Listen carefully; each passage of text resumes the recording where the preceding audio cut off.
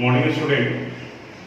पिछले वीडियो में हम लोग calculation related to chemical equation ये टॉपिक स्टार्ट किए थे और वहाँ आपको बताया था न्यूमेरिकल बनाने के लिए सबसे पहले जो स्टेटमेंट दिया हुआ है उसको केमिकल इक्वेशन में कन्वर्ट करोगे, फिर आप चेक करोगे कि वो इक्वेशन बैलेंस्ड है या अनबैलेंस्ड है।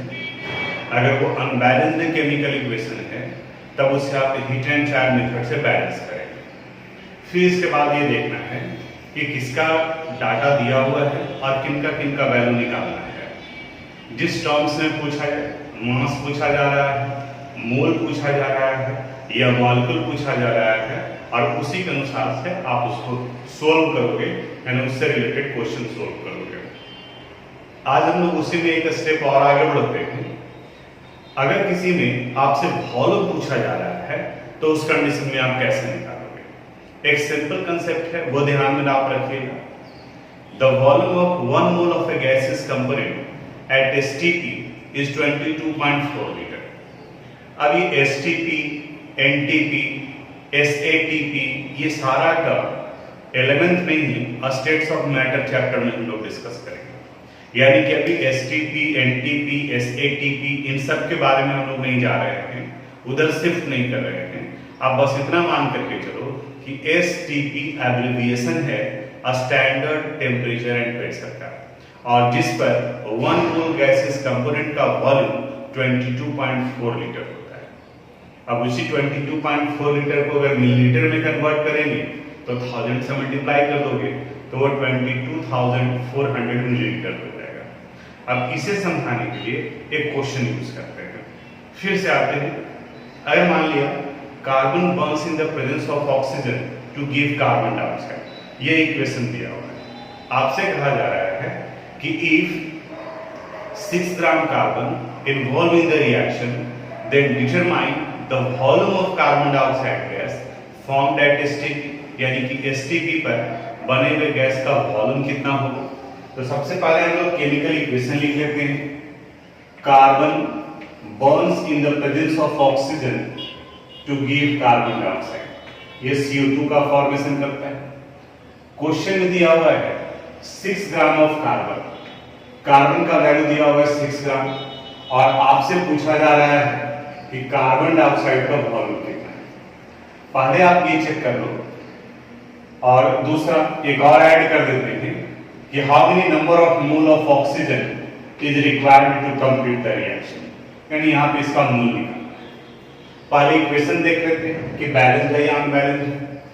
कार्बन 1, ऑक्सीजन 2, इक्वेशन बैलेंस है।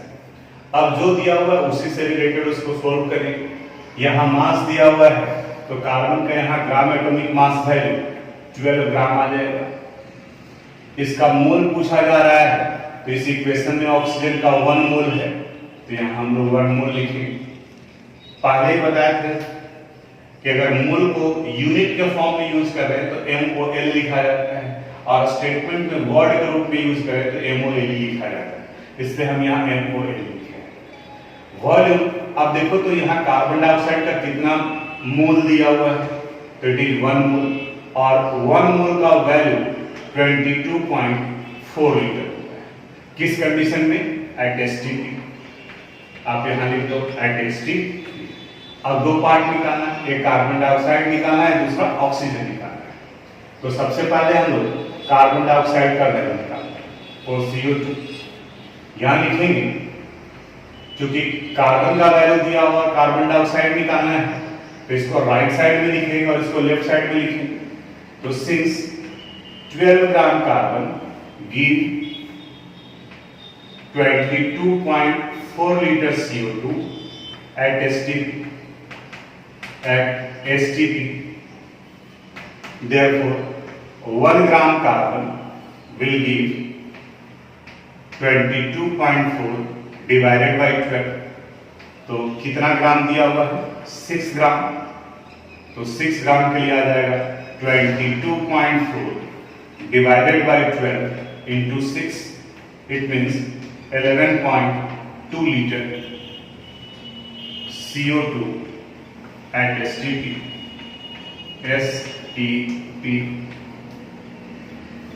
कार्बन डाइऑक्साइड निकल गया, यानी कि 6 ग्राम से 11.2 लीटर CO2 का फॉर्मेशन होगा एसटीपी का। अब सेकेंड वाले पार्ट में ऑक्सीजन निकालना है, तो फिर ऑक्सीजन के लिए निकालते हैं 4O2, फिर यूनिटरी मेथड यूज करो। 12 ग्राम से कितने मोल का फॉर्मेशन होता है? 1 मोल का। लिखेंगे since 12 gram carbon react in the presence of 1 mole of oxygen, 1 mole of O2. Therefore, 1 gram carbon, 1 by 12 mole, 6 gram carbon, 1 by 12 into 6, 1 by 2, it means 0.5 mole oxygen. ये निकल गया। तो बाकी का ऑक्सीजन का पार्ट तो पहले ही जैसा था, एक सिर्फ एडिशनल पार्ट ये आया 11.2 लीटर CO2। तो कंसेप्ट ये है कि किसी भी गैसियस कंपोनेंट का अगर वॉल्यूम निकालना है एसटीपी पर, तो उनके 1 मोल का वॉल्यूम 22.4 लीटर। इस कंसेप्ट को एक और क्वेश्चन से अब हम लोग समझते हैं। यहां पर एक क्वेश्चन डिस्कस कर रहे हैं, methane burns in the presence of oxygen to form carbon dioxide and water।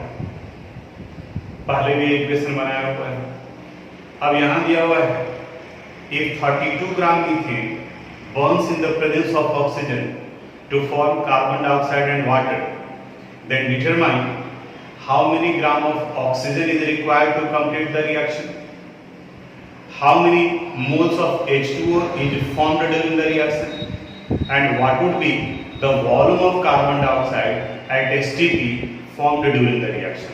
तो इसके लिए भी यहाँ पर फिर से वो केमिकल इक्वेशन लिखते हैं हम लोग। Methane Burns in the presence of oxygen, methane का फार्मूला है CH4, it Burns in the presence of oxygen O2 to give carbon dioxide and water CO2 plus H2। अब इक्वेशन को बैलेंस कर लेते हैं। कार्बन 1, हाइड्रोजन 4, हाइड्रोजन 2 है, यहाँ 2 लगा दी, ऑक्सीजन 2 and 2 4, यहाँ 2 लगाएंगे। अब क्वेश्चन में दिया हुआ है 32 gram methane, 32 gram methane involve in the reaction, how many gram of oxygen is required, what would be the volume of carbon dioxide, and how many number of mole of H2। यानी कि oxygen का मास निकालना है, carbon dioxide का volume निकालना है और water का नंबर ऑफ मोल निकालना है। तो जो निकालना है उसी के अनुसार उसका वैल्यू लिखेंगे। क्योंकि यहाँ इसका मास दिया हुआ है तो मोलर मास निकालो, 12 plus 1 into 4, it would be equal to 16 gram. Oxygen का मास निकालना है 2 into 16 into 2, it would be equal to 64 gram. Carbon dioxide का वॉल्यूम एसटीपी पर, तो पहले इसका मोल देखोगे तो इस इक्वेशन में इसका 1 मोल दिया हुआ है, तो इट इज 1 मोल, और 1 मोल का वॉल्यूम होता है 22.4 लीटर, और यहाँ इस क्वेश्चन में इसका 2 मोल है तो यहाँ लिख दिए 2। अब इसके बाद एक एक करके इनको सोल्व करते हैं, ऑक्सीजन से ही लेकर के चलते हैं। यानी सबसे पहले हम लोग ऑक्सीजन का मास निकालते हैं। तो देखो 16 ग्राम से कितना बन रहा है, 64 ग्राम, तो 32 ग्राम से कितना बनेगा वो यूनिटरी मेथड से निकालते हैं। Since 16 gram methane gives 64 gram of oxygen, therefore 1 gram methane will give 64 divided by 16, 32 gram methane will give 64 by 16 into 32। अब ये वैल्यू हो जाएगा 128 ग्राम ऑक्सीजन O2। फिर इसके बाद कार्बन डाइऑक्साइड का निकाल लेते हैं, 4CO2, since 16 gram methane gives 22.4 liter CO2 at STP, therefore 1 gram methane will give 22.4 divided by 16. कितना ग्राम दिया हुआ है? 32 ग्राम. 22.4 by 16 into 32, it would be equal to 44.8 liter CO2 at STP. यानी फर्स्ट कंडीशन में ऑक्सीजन का मास आ गया 128 ग्राम, सेकंड में 44.8 litre CO2 का वैल्यू आ गया STP पर. अब एक पार्ट और बाकी है H2O का, तो H2O को सोल्व करने के लिए हमें एक पार्ट को इरेज करना पड़ेगा, तो हम यहाँ इसे इरेज कर रहे हैं.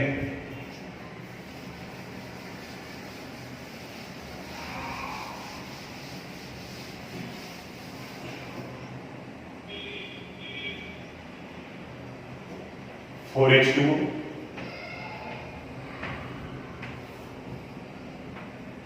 since 16 gram methane gives 2 mole of H2O. 2 mole of H2O. Therefore, 1 gram will give 2 by 16. Therefore, 32 gram methane will give 2 by 16 into 32. It means 4 mole of H2O. 4 mole of H2O. तो ये तीनों part इसका जो यहाँ से निकल गए. तो पहले ही बताया था कि यहाँ समझाने के लिए हम जो डाटा ले रहे हैं वो सिंपल कटने वाला है. मीथेन का मॉलिक्यूलर मास 16 है, तो हम वैल्यू ले रहे हैं 4, 8, 32, 64, ताकि इजीली वो डिविजिबल. वही अगर आप एनसीईआरटी बुक का क्वेश्चन लेंगे तो कंसेप्ट यही यूज करना पड़ेगा. वो 32 ग्राम की जगह पर 15.46 दे देगा, यानी कैलकुलेशन से पड़ेगा. तो पहले ही बताएं आपको कि कैलकुलेशन केमिस्ट्री नहीं है, केमिस्ट्री तो कंसेप्ट है, बाकी का आपको जोड़ घटाव गुना भाग वो करने आना चाहिए, तो वो बन जाएगा. तो ये यहाँ पर इतना कंसेप्ट. अब मुझे लगता है कि आपके दिमाग में कंसेप्ट बैठ गया होगा कि क्या करना है, किस तरीके से निकालना है.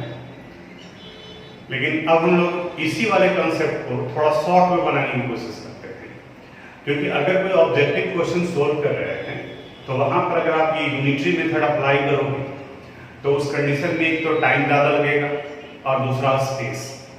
और ऑब्जेक्टिव क्वेश्चन सोल्व करते वक्त में आपके पास में स्पेस कम होता है. आप किसी कॉम्पिटिटिव एग्जामिनेशन का क्वेश्चन पेपर देखोगे तो फिजिक्स, केमिस्ट्री, मैथ्स, बायो इन सब के लिए मुश्किल से 1 या 2 पेज रहता है जहां पर आप रफ वर्क कर सकते हैं. तो उस कंडीशन में इस तरीके से आप सोल्व करेंगे तब टाइम भी ज़्यादा लगेगा और स्पेस भी ज़्यादा लगेगा. तब वहां पर हमें कुछ डायरेक्ट कंसेप्ट यूज करना पड़ेगा. अब जैसे इसी क्वेश्चन को डायरेक्ट मेथड से बताते हैं कि कैसे बनेंगे. 1-2 क्वेश्चन हम यहाँ डिस्कस करेंगे. आप बिल्कुल एकदम ध्यान से समझोगे कि कौन सा स्टेप यूज किया जाता है. जैसे यहाँ दिया हुआ है same question, 32 gram of methane is given.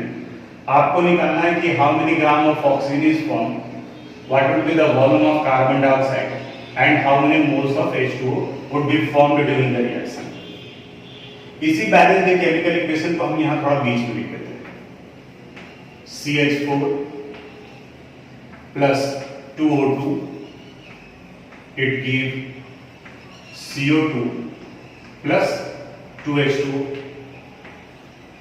पूछा क्या क्या जा रहा है? मीथेन का मास दिया हुआ है 32 ग्राम, O2 का मास पूछा जा रहा है, कार्बन डाइऑक्साइड का वॉल्यूम पूछा जा रहा है और इनका नंबर ऑफ मोल पूछा जा रहा है. इनका कितना? क्वेश्चन को नीचे थोड़ा सा शिफ्ट कर दी. अब सारा कुछ वैसे ही करना है जैसे अभी कर रहे थे. इनका मास दिया इसलिए इसका मॉलिक्यूलर मास निकालोगे. तो चूंकि स्पेस बचाना है तो बहुत सारा कुछ दिमाग में कैलकुलेशन करो 12 plus 1 into 4, it would be equal to 16 gram. Oxygen का 16 into 2, 32 into 2, 64 ग्राम। कार्बन डाइऑक्साइड का 12 plus 16 into 2, ये 44 ग्राम होगा, लेकिन चूंकि यहाँ पे वॉल्यूम पूछा जा रहा है तो इसके 1 मोल को रिप्रेजेंट कर रहा है, इट मीन्स 22.4 लीटर। और वाटर का यहाँ नंबर ऑफ मोल 2 है, तो इस जगह पर यहाँ 2 मोल लिखिए। अब आपको क्या करना है, जो वैल्यू दिया हुआ ये और ये, इनके बीच में कोई फैक्टर डिसाइड करना है कि इनके और इनके बीच में क्या रिलेशन है। तो देखो, तो ये 16 ग्राम है और ये 32 ग्राम, तो 16 और 32 ग्राम के बीच में क्या रिलेशन है, ये इसका जस्ट डबल है। यानी 16 को अगर 2 से मल्टीप्लाई कर देंगे तो 32 हो जाएगा। तो जो फैक्टर यहां काम करेगा, वही अगर ये 16 होता और ये 8 रहता, तो यानी कि इसको 0.5 रखते फैक्टर यहां पर, यानी कि 1/2। तो जो फैक्टर यहां काम करेगा वही फैक्टर इस जगह पर भी काम करेगा, यानी कि इन्हें भी 2 से मल्टीप्लाई करना होगा। वही फैक्टर यहां भी काम करेगा, यानी इसे भी 2 से मल्टीप्लाई करोगे। वही फैक्टर यहां भी काम करेगा, यानी इसे भी 2 से मल्टीप्लाई करना। फिर से जो वैल्यू दिया हुआ है उसके, यानी कि मॉलिक्यूलर मास और इनके वैल्यू के बीच के फैक्टर को आप निकालोगे, तो जो फैक्टर निकलेगा वही फैक्टर सबके लिए एप्लीकेबल होगा। तो अब देखो, यहाँ 16 है तो ये 32 हो गया, तो यहाँ 64 है तो 64 into 2 करेंगे तो ये वैल्यू 128 ग्राम आ गया, निकल गया ऑक्सीजन का वैल्यू। कार्बन डाइऑक्साइड का 22.4 है, इसको 2 से मल्टीप्लाई करेंगे तो ये वैल्यू आ जाएगा 44.8 लीटर। यहाँ 2 मोल है, इसको 2 से मल्टीप्लाई करोगे तो ये वैल्यू हो जाएगा 4 मोल। तो आप देखिए, अभी ठीक इसके पहले बनाए थे यूनिटरी मेथड से और अभी ये यहाँ बनाया, तो हमें आंसर ये पता चलेगा कि किसका कौन सा वैल्यू है। तो ऑब्जेक्टिव में तो किसी एक क्वेश्चन को निकालना होगा, तो इसी मेथड का यूज करके हम लोग यहाँ पर ये निकाल सकते हैं। एक और क्वेश्चन बताते हैं, आप इसको कॉपी में नोट करोगे। डायरेक्ट मेथड से क्वेश्चन सोल्व करने के लिए एक और रिएक्शन लेकर के, एक और क्वेश्चन लेकर के आपको समझाते हैं। Suppose calcium carbonate limestone react with hydrochloric acid HCl to give calcium chloride, water and carbon dioxide and CO2. If 10 gram calcium carbonate is given, then you have to determine how many number of mole of HCl is required to complete the reaction. How many number of molecule of calcium chloride is formed during reaction? What would be the mass of H2O formed during reaction? And what would be the volume of CO2 formed in the reaction? यानी ये question दिया हुआ है, इसको direct method से बनाएंगे। पहला काम करना है हम लोग को, इस इक्वेशन को बैलेंस करना है। CaCl2 क्लोरीन 2 है, तो यहां पहले 2 ला लेते हैं। Calcium 1, carbon 1, oxygen 3, 2 and 1 3, hydrogen 2, यानी ये इक्वेशन बैलेंस हो गया। अब जिनका जो मास पूछा जा रहा है, तो मास, इनका मास दिया हुआ है, तो कैल्शियम का 40 + 12 + 16 × 3 करोगे तो ये वैल्यू हो जाएगा 100 ग्राम। यानी कैल्शियम कार्बोनेट का मॉलिक्यूलर मास, यहाँ इसका मोल पूछा जा रहा है। देखो इक्वेशन में कितना मोल दिया हुआ है, इनका 2 मोल है। इनका नंबर ऑफ मॉलिक्यूल पूछा जा रहा है, तो देखिए यहाँ नंबर ऑफ मोल कितना है, 1 मोल, और 1 मोल में नंबर ऑफ मॉलिक्यूल होते हैं अवोगाड्रोस नंबर के बराबर, यानी Na के बराबर। इनका मास निकालेंगे तो 1 × 2 + 16, इट मीन्स 18 ग्राम। इनका 1 मोल है, तो वॉल्यूम हो जाएगा 22.4 लीटर। सबका सामने में लिखिए। अब हमें फाइंड करना है कि इसके और इसके बीच में क्या रिलेशन है। जरा गौर से देखो, ये 10 है और ये 100 है, तो इसके पहले वाले में 32 और 16 था, तो फैक्टर आ गया था 2। कैसे निकाल? 32 है और ये 16 है, तो 32 डिवाइडेड बाई 16 कर दिए 2। तो उसी तरह से यहाँ 10 है और यहाँ 100 है, तो 10 डिवाइडेड बाई 100 कर दोगे, यानी जो मास मॉलिक्यूलर मास है उससे डिवाइड करेंगे गिवन मास। तो 10 डिवाइडेड बाई 100 कर दिए, तो ये वैल्यू आ गया 1/10।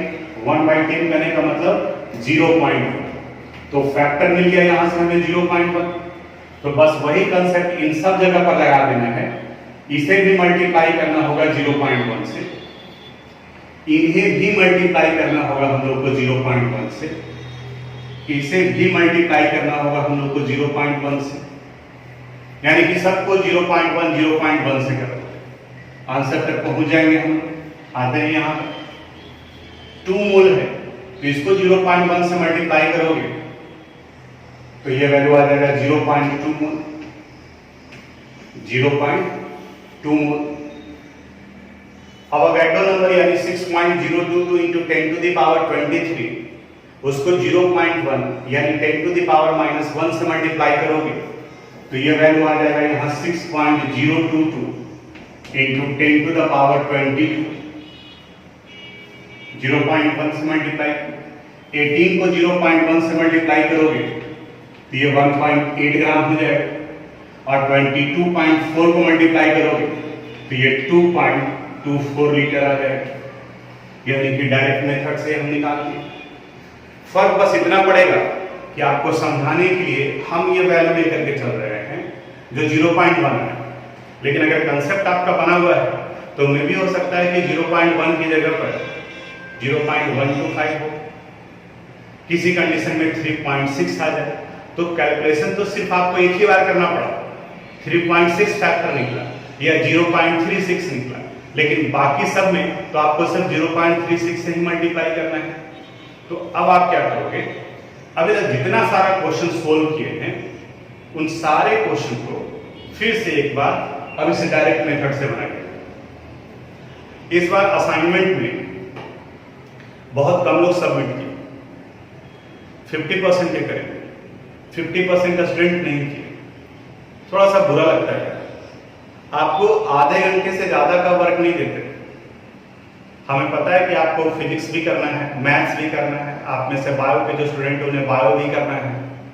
घर में आप हैं तो बहुत स्कूल के जैसा माहौल नहीं मिल पाता होगा, मे बी किसी के साथ में प्रॉब्लम हो, लेकिन आधे घंटे का टाइम तो आपको निकालना होगा, और उसमें भी इधर गैप भी था और उस गैप का यूज करना था, फिर भी आप सबमिट नहीं कर पाए, तो इसको थोड़ा सा कोशिश कीजिए। नहीं सबमिट करने का मतलब ये सीधा सीधा निकलता है कि आप पढ़ नहीं रहे हैं, और जब पढ़ नहीं रहे हैं तो हमें तो सिलेबस आगे बढ़ाना है, तो फिर वैसा कंडीशन आ जाएगा कि जो सिंपल सा पार्ट इतने आसानी से लेकर के आराम से चल रहे हैं वो सारा का सारा मेहनत बेकार हो जाएगा, यूजलेस हो जाएगा, और आपके लिए केमिस्ट्री विल बिकम मिस्ट्री, वो रहस्य हो जाएगा।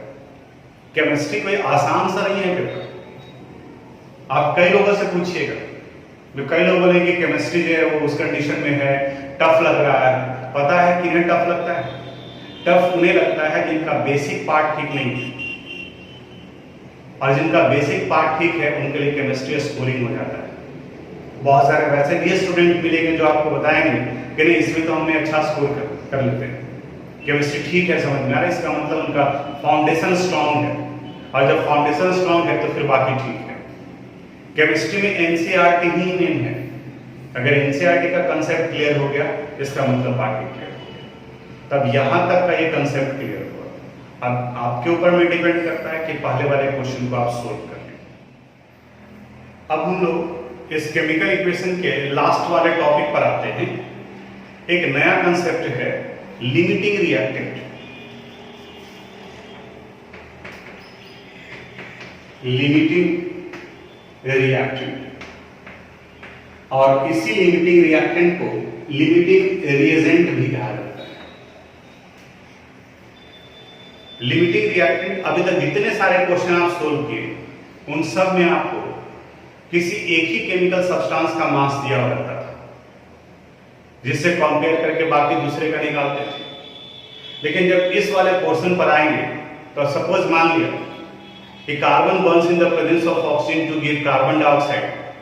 कार्बन का भी मास दिया हुआ है और ऑक्सीजन का भी मास दिया हुआ है, और आप यूनिटरी मेथड भी यूज कर रहे हैं तो किसी एक ही का मास लेकर के चलते हैं।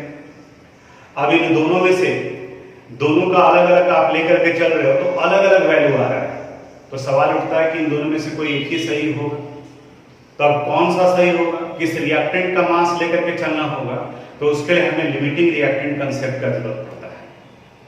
अब ये लिमिटिंग रिएक्टेंट कंसेप्ट में लिमिटिंग रिएक्टेंट के बारे में बताया क्या गया है, तो यहां कहा जाता है the chemical substance the reactant which is present in comparatively small amount and decide the amount of product formed during reaction is called limiting reactant or limiting reagent. उसे limiting reactant and limiting reagent कहा जाता है।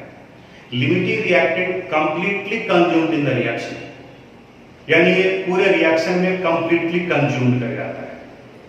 अब यहाँ पर अगर पीछे वाला पार्ट का कंसेप्ट क्लियर नहीं होगा तो यहाँ मुश्किल होगा, इसलिए आज इस वाले टॉपिक को हम इंट्रोड्यूस करते हैं, कुछ एग्जाम्पल आपको समझाते हैं, और फिर अगले क्लास में अगले वीडियो में इससे रिलेटेड न्यूमेरिकल पढ़ेंगे, ताकि आपको भी टाइम मिल जाए इसके बारे में सर्च करने के लिए कि किस तरीके से है। ध्यान से समझें।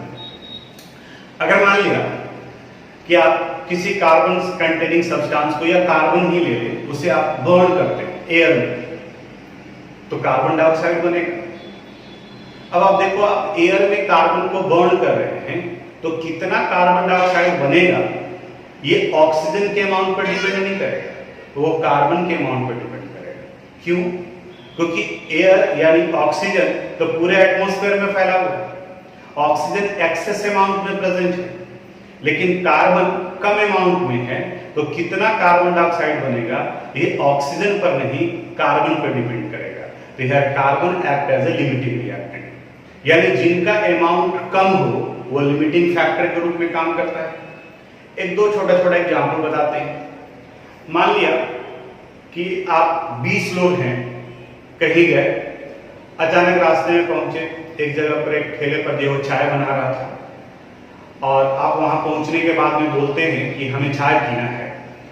आप चाय वाले को बोले कि भैया हम लोग 20 आदमी हैं, 20 लोगों के लिए आप चाय बनाइए।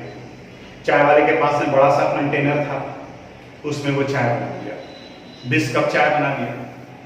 लेकिन जब वो चाय दे रहा था तो वो चाय ग्लास में दे रहा था और उसके पास में सिर्फ 15 ग्लास भी था। चाय वो 20 लोगों का बना दिया है, लेकिन ग्लास वहां पर 15 ही था। तो अब आप सोचो कि चाय कितने लोग पी पाएंगे? सिर्फ 15। यानी कि यहां पर नंबर ऑफ ग्लास जो चाय के अमाउंट के कंपैरिजन में कम था, वो लिमिटिंग फैक्टर के रूप में काम कर रहा है, वो लिमिटिंग रिएक्टेंट के रूप में काम कर रहा है। यानी वो ये डिसाइड कर रहा है कि कितने लोग चाय पिएंगे, तो लिमिटिंग फैक्टर वो हो गए। तो लिमिटिंग फैक्टर जो कंपैरेटिवली स्मॉल अमाउंट में होता है, कंपैरेटिवली वर्ड पर ध्यान हो गया, क्योंकि सीधा सीधा आप अमाउंट सिर्फ पकड़ के चलेंगे तो वहां पर गलती भी होगा। जैसे एक और एग्जाम्पल लेते हैं। मान लीजिए कि आपको किचन में भेज दिया गया और दो इंपॉर्टेंट फैक्टर थे, आपको सब्जी बनाना है, एक आलू है और दूसरा नमक है। ध्यान से समझना। मान लिया कि 5 किलो आलू है और 1 किलो नमक है, बाकी का मसाला है एक्सेस अमाउंट में रखा हुआ है। आपको सब्जी बनाना है और इस आलू और नमक, ध्यान से, आलू कितना है 5 किलो और नमक कितना है 1 किलो। अब आप सब्जी बनाओगे तो जैसे चाय वाले के पास में नंबर ऑफ ग्लास जो है लिमिटिंग फैक्टर हो गया, जरा सोच करके देखो तो कि यहां पर लिमिटिंग फैक्टर कौन होगा? लिमिटिंग फैक्टर वो होता है जो कंप्लीटली यूज हो जाए, यानी जो बचा हुआ नहीं रहे, और जो बचा हुआ रह जाता है वो एक्सेस अमाउंट में होता है, उसको एक्सेस रिएक्टेंट कहते हैं।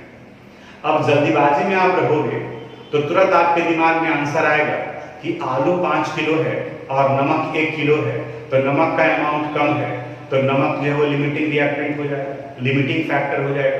गलत। थोड़ा सा तो दिमाग लगाओ। आप सोचो तो 5 किलो आलू का सब्जी बनाने में क्या पूरा 1 किलो नमक यूज हो पाएगा? नहीं होगा। 5 किलो आलू के सब्जी बनाने में मुश्किल से 50 से 60 ग्राम नमक ही यूज होगा। तो नमक आपका 1 किलो है तो वो एक्सेस हो गया। तो कंपैरेटिव का मतलब ये हुआ, यानी कि उसका रिक्वायरमेंट कितना है, रिक्वायरमेंट के अनुसार से हम लोग कंपैरेटिव वैल्यू निकालते हैं।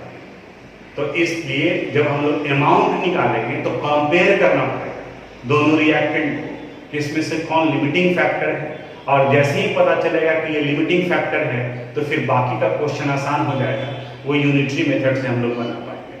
तो अब आपका काम ये रहा कि जितना आज वर्क दिए हैं उन सब को आप कॉपी में बनाओगे, असाइनमेंट वाले पोर्शन में सबमिट करेंगे, और अगले क्लास के लिए, अगले वीडियो के लिए थोड़ा अपनी तरफ से भी प्रिपेयर्ड रहोगे कि लिमिटिंग फैक्टर और लिमिटिंग रिएक्टेंट क्या है। बुक थोड़ा सा रीडिंग डालिए, एनसीईआरटी ही कम से कम आप पढ़िए कि उसमें क्या दिया हुआ है और किस तरीके से निकालेंगे, ताकि जब अगले क्लास में हम समझाएं इसको एग्जाम्पल दे करके तो वहां पर आपको अच्छे से समझ में आए। फिर से इसी तरीके से एग्जाम्पल अगले वीडियो में भी एक्सप्लेन करेंगे। आज सिर्फ इंट्रोड्यूस कर दिए ताकि आपको पता चले कि क्या है। तो अगले क्लास में लिमिटिंग रिएक्टेंट का पोर्शन कंप्लीट कर देंगे, और ये चैप्टर बहुत लंबा चला गया। किसी वीडियो में हम ये भी बताए थे कि इतना बड़ा चैप्टर है कि आराम से 2-3 महीने तक पढ़ाया जा सकता है, और कई जगह पर तो इस चैप्टर में टाइम लिया भी जाता है मूल कंसेप्ट को आगे बढ़ा करके, लेकिन हमें बाकी के चैप्टर्स पर भी कंसंट्रेट करना है। तो अगले क्लास में लिमिटिंग रिएक्टेंट कंप्लीट करेंगे, और उसके बाद कुछ टिपिकल क्वेश्चन है जो एनसीईआरटी में दिया हुआ है, जो 3-4 क्वेश्चन है calculation related to chemical equation पर, उसको हम बताएंगे। कुछ एक क्वेश्चन में तो कैलकुलेशन ज़्यादा है, हम बताएंगे यहाँ पर, वो आपको समझ में आएगा। तो आज यहीं तक, बाकी हम लोग फिर अगले क्लास में बात करेंगे। Thank you.